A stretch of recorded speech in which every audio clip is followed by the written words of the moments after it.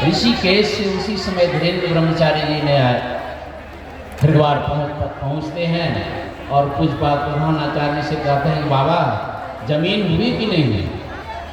तो बाबा को एकदम सरल स्वभाव के उतने पैसे तो है नहीं, यदि जमीन ले लेता हूँ तो आश्रम नहीं बनेगा। साई स्वामी जी महाराज का आदेश है कि आश्रम होना चाहिए, कितने कीमत ले रहे हैं जमीन वाले, मैं खरीदूंगा तो आश्रम कैसे है। एक सेकेंड में वे कह दिए कि बाबा मैं अपनी ज़मीन को रजिस्ट्री करता हूँ, मैं अपनी ज़मीन को दान करता हूँ। आज कई करोड़ के ज़मीन हुई जो पूज्यपाद ब्रह्मचारी जी स्वामी धीरेन्द्र ब्रह्मचारी जी ने एक सेकेंड में दान किया, जो अपने वस्त्र भी ठीक से नहीं पहनते। आप लोग देखे होंगे कि हल्फी पहन लेते थे, मचराया हुआ हल्फी पहन लेते थे, लोग लगता था एकदम साधारण है। साधारण रेंज में जो है चलते रहते थे, कोई आडंबर ही नहीं। संतमत की सेवा उन्होंने जो अंतःकरण से की है, आज उसी का परिणाम है ये इतने विशाल आयोजन। क्योंकि उनकी आत्मा अपने जीवन काल में ही मुझे अखिल भारतीय कराने हैं, बराकर के बाद उनकी इच्छा हुई महर्षि में धाम मनियारपुर भी गए, बहुत इच्छा आंतरिक। मैं उनसे सहमत भी हो गया कि हाँ बाबा आप तो फिर कराने केवल आदेश पाने की जरूरत है। लेकिन महासभा के पास भी बहुत विपरीत परिस्थिति थी, क्योंकि वहाँ हमारे दादा गुरु परम संत बाबा देवी साहब का शताब्दी महापरिनिर्वाण दिवस 1919 में जो है मनाने के लिए दृढ़ संकल्प थे, मनियारपुर में ही हो। इसी कारण से वो नहीं ले सके।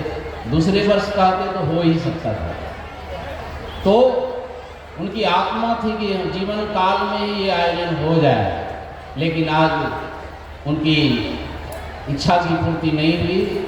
लेकिन आज जो है इस विशाल आयोजन को देख करके सभी महात्माओं, मैं तो प्रातःकालीन कहा जिनके इतने बड़े उपकार हैं, एक दिन भी यदि उनके आश्रम में ठहरे हैं और उतने ही पैसे से जो है महीनों कई महीने रह करके हमारे पूज्यपाद स्वामी चित्तरंजन महाराज ने उस आश्रम का निर्माण कराया। पूरे एकदम हॉल कंप्लीट, 4 कमरे कंप्लीट, शौचालय कंप्लीट। तो भीतर से जो सेवा इनकी हुई है स्वामी चित्तरंजन महाराज को, लोगों को पता नहीं चलता है, सोचते ही कुछ नहीं है। लेकिन देख लीजिए भीतर ही भीतर जो है महर्षि में धाम मनियारपुर में जो तरक्की हो रहे हैं, ध्यानाभ्यास का कार्यक्रम हो रहा है, वर्षावास का कार्यक्रम हो रहा है, संसद ये महोत्सव जो हम लोग देख रहे हैं, ये सब इनके संरक्षण में अंतःकरण से विकास कर रहे हैं। बाहर में पता नहीं चलता है ये क्या करने जा रहा है।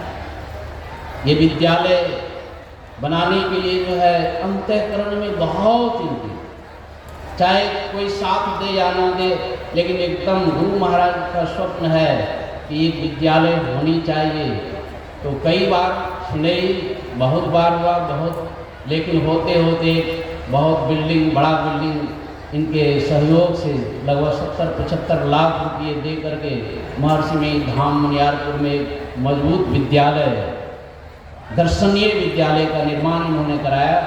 उस समय भी जो है लोगों के मन में होता था कि आश्रम में विद्यालय खुलवा रहे हैं, लगता है कि पैसा कमाने के लिए कर रहे हैं। एक से एक विरोधी आ गए। तो मैंने जोर दे करके कहा अरे विद्यालय बनने तो दीजिए, इसमें ध्यान ही करेंगे, कम से कम निर्माण होने दीजिए। निर्माण का कार्यक्रम अब धीरे धीरे जो है गुरु महाराज के स्वप्न का साकार देख ही रहे हैं। वहाँ के बच्चे कैसे संस्कारी निकल रहे हैं। और आज तो बहुत उनकी इच्छा थी प्रधान आचार्य जी की कि कोई रिटायर्ड शिक्षक आवे, सहयोग करे और बहुत बढ़िया से विद्यालय को सुचारू रूप से चलावे, ताकि बच्चे जो है सुसंस्कृत निकलें, वही बाद में जो है संतमत का प्रचार करें। आज भी बहुत सारे रिटायर्ड शिक्षक लोग पाकुड़ से आए हैं, दिवाकांत बाबू, इतना उनको पीड़ा हो रही है, दर्द, इतने वर्ष हो गए हैं, बच्चे में जो है उन्नति होनी चाहिए। मैं देखता हूँ कि पाकुड़ से जो है 15 दिन समय देते हैं लगभग, और यहाँ तक कि पाकुड़ से पैसे भी लाते हैं। 100 बोरिया सीमेंट अभी तुरंत उन्होंने दिया है। धन लेना नहीं है, धन देना है, पढ़ाई भी करना है। और बोला बाबा होगा तो हम पाकुड़ से जो है ना ढलाई प्लस्तर में जो खर्च होगा हम वहीं से दे देंगे, कल बोल रहे। इस तरह एक शिक्षक के अंदर में जो है शिक्षा के प्रति जो है इतना तड़प है। हमारे संतमत में हजारों शिक्षक हैं जो रिटायर करके पेंशनधारी हैं।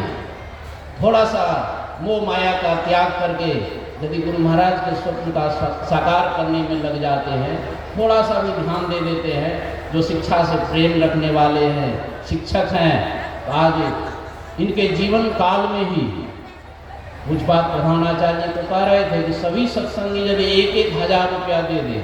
बहुत लोगों ने हाथ उठाया, लेकिन उनका मोबाइल नंबर होना चाहिए। जिन्होंने वर्ष में एक बार विद्यालय के नाम पर 1000 रुपया देंगे, अपना नाम पता और विद्यालय मोबाइल नंबर दे दें, तब तो संपर्क हो जाएगा। इनकी इच्छा है कि वहाँ निःशुल्क पढ़ाई है, हजारों विद्यार्थी वहाँ पढ़े। लेकिन बड़ी मेहनत की बात है, लोग जो है सत्संगी बन गए हैं, लाखों की आमदनी है। मैं तो कहता हूँ 10,000 की भी आमदनी किसी को है तो क्या वर्ष में 1000 नहीं दे सकते हैं? लेकिन हमारे अंदर में तड़प नहीं है, हमारे अंदर में सेवा की भाव नहीं है।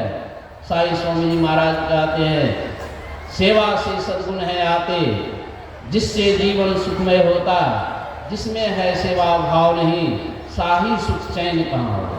हमारे अंदर में जो सुख नहीं है, हमारे अंदर में जो बेचैनी है, इसका एकमात्र कारण है हम सेवा के अवसर को भी खो देते हैं। जब शरीर लाचार हो जाएगा, धन भी आप से निकल जाएंगे, तो फिर तो पछताना पड़ेगा, अब की करिए भगवान हो, उम्र भेले बिहान। तो हमें रोना ना पड़े। संतमत का ज्ञान इतना सूक्ष्म है, इसके गहराई के लिए जो है महर्षि में धाम मनियारपुर में संत साई स्वामी जी महाराज ने कहने की कृपा की। ये महर्षि में धाम मनियारपुर में जगह की कमी नहीं है, यहाँ हजारों लोग ध्यान करेंगे और हजारों लोगों की व्यवस्था हो चुकी है। ये ध्यान कक्ष का जो निर्माण है, 400 साधक एकदम ध्यान कक्ष में एक साथ बैठ सकते हैं नीचे, और ऊपर 600 साधक जो है ऊपर बैठ सकते हैं। जो साई स्वामी जी मुखारबिंद से निकला है वो सारी व्यवस्था वहाँ है। और बाहरी सत्संग तो बहुत हो रहे हैं, और साई स्वामी जी महाराज का ख्याल आंतरिक सत्संग में भी विशेष था। समय पर जो है मास ध्यान में सारे कार्यक्रमों को रद्द करके वहीं एक महीना बैठे रहते। मैं 91 ईस्वी से हर वर्ष 30 दिन वहाँ उपस्थित रहता। एक दिन मुझे साई स्वामी जी महाराज आके कहते हैं, हेरे से देखा न हमारे साथी सब जैसे साथे प्रचार में घूमे है, लेकिन हमें जब प्रचार छोड़ी बैठे से ध्यान करेली, हमारा साथी सब नहीं बैठे थे, प्रचारे में घूमे। बहुत दर्द। मेरे साथ यदि आप प्रचार प्रसार में घूम रहे हैं तो मेरे साथ बैठ करके ध्यान भी कीजिए। मैं अदना आदमी, मुझे कह रहे हैं, अवश्य उनके हृदय में पीड़ा थी। भाई बाहर सत्संग तो खूब कर रहे हैं, लेकिन बाहरी सत्संग से ना तो काम जाएगा, ना तो क्रोध जाएगा, ना तो लोभ जाएगा, ना तो मोह जाएगा, ना तो अहंकार जाएगा। जब तक आंतरिक सत्संग नहीं करेंगे तो संतमत खोखला हो जाएगा। इसलिए हम लोगों को चाहिए सुदृढ़तापूर्वक जितने भी सत्संगी हैं, साधु महात्मा हैं, बाहरी सत्संग भी करें और आंतरिक सत्संग भी करें। धर्म कथा बाहर सत्संगा, अंतर सत्संग ध्यान भंगा। इन्हीं शब्दों के साथ मैं पूज्यपाद स्वामी धीरेन्द्र जी महाराज को बहुत संस्मरण मेरे पास है, लेकिन मैं कह नहीं सकता। एक बार तो उन्हें बिगड़ करके मुझे कहते हैं, क्या बिहार में घूमते हो? हमसे कुछ डायरी से लिखवाए, अंग्रेजी में सब था, मैं लिख करके दिखा दिया। कहते बिहार में क्या घूमते हो, चलो हमारे साथ, गुजरात घूमो, बम्बई घूमो, इधर घूमो। देखिए वे स्वयं पढ़े लिखे नहीं हैं, लेकिन दूसरे राज्य में प्रचार प्रसार हो उसके हृदय में घूमते रहते थे, दूसरे राज्य में बिना बुलाए घूमते रहते थे। ये आत्मबल जो है हर एक सत्संगी के अंदर में हो जाए, हर एक साधु के अंदर में हो जाए, तो गुरु महाराज की कृपा उन पर अवश्य होगी। और गुरु की कृपा यदि मिल गई तो और किसी की कृपा पाने की जरूरत नहीं है। बोलिए श्री सदगुरु महाराज की जय। बाहरी सत्संग के अलावा हाँ आंतरिक सत्संग भी कीजिए, नहीं तो संत मत खोखला हो जाएगा। उपदेश स्वामी सुन रहे थे हम पूज्य स्वामी प्रेमानंद जी महाराज से। आपने सभी शिक्षाविदों से जो संत मत में हैं उनसे आग्रह किया है कि महर्षि में शाही गुरुकुलम में अपनी सेवा देने का लाभ प्राप्त कीजिए। अब मैं आमंत्रित करता हूँ पूज्य स्वामी धैर्यानंद जी महाराज को। आप महर्षि